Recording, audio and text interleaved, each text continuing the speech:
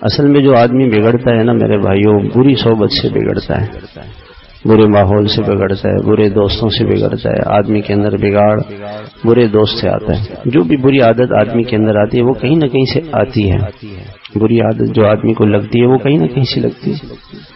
تو ایک مرتبہ بھی آپ برے کے ساتھ بیٹھ جائیں گے تو وہ بری عادت آپ کو لگ جائے گی، اور پھر یہ عادت جو ہے انسان کی یہ نشہ ہو جاتا ہے۔ عادت ایسی ہے جیسے نشہ، نشے سے بچنا بڑا مشکل ہے۔ اس لیے حضرت تھانوی رحمہ اللہ فرماتے ہیں کہ گناہ کی عادت نہ بناؤ، ورنہ اس کا چھوڑنا پھر بڑا مشکل ہو جائے گا، بہت مشکل ہو جائے گا۔ یہ بہت اہم چیز ہے کہ آدمی کہاں بیٹھتا ہے۔ اب موبائل کی صحبت کسی کو ملے گی تو وہ تو بگڑے گا، وہ تو بن نہیں سکتا، اس کے بننے کا کوئی راستہ نہیں۔ موبائل کی صحبت جس کو مل گئی یہ کبھی بھی نہیں بن سکتا، اس کے اندر بگاڑی بگاڑے فساد ہے اس کے اندر۔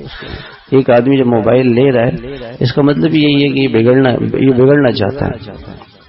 آپ کو موبائل کی کوئی ضرورت ہی نہیں ہے، فون کرنا ہے تو کسی سے والد صاحب سے یا دوست کو کہہ دیں کہ بھائی مجھے جب والد صاحب کو والدہ کو فون کرنا ہوگا تو میں آپ سے فون لے لوں گا، آپ کے سامنے بات کر لوں گا، بس اس کے مجھے پیسے لینا ہے، ضرورت ہی نہیں موبائل، ضرورت ہی نہیں، بات ہی نہ کر۔ یہ بہت خطرناک چیز ہے۔ موبائل ہو اور پھر آدمی کہے کہ بھائی میں ٹھیک ہو جاؤں تو یہ نہیں ہو سکتا۔ زہر کھا رہا ہو آدمی اور آدمی کہے دے میری صحت اچھی ہو جائے تو یہ نہیں ہو سکتا۔